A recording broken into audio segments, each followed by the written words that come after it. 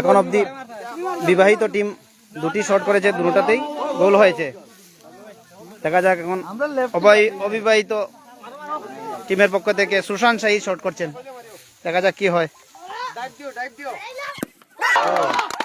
খুব ভালো সুশান্ত শাহী, খুব ভালো একটা শট করেছেন। আপনার অনুভূতি বলেন আজকের টুর্নামেন্ট নিয়ে।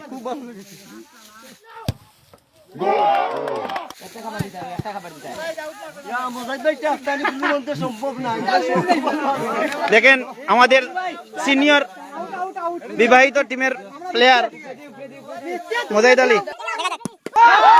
হাতে মেরে দিয়েছেন। অবিবাহিত ফুটবল টিমের গোলকিপার আমাদের সুশান্ত শাহী খুব ভালো ডিফেন্স করে নিলেন, দেখতে পাচ্ছেন।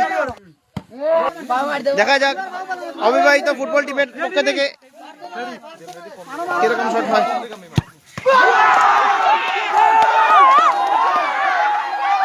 আমরা এই মাত্র দেখতে পারলাম পেনাল্টি শট করে অবিবাহিত ফুটবল টিম জিতে গেলেন।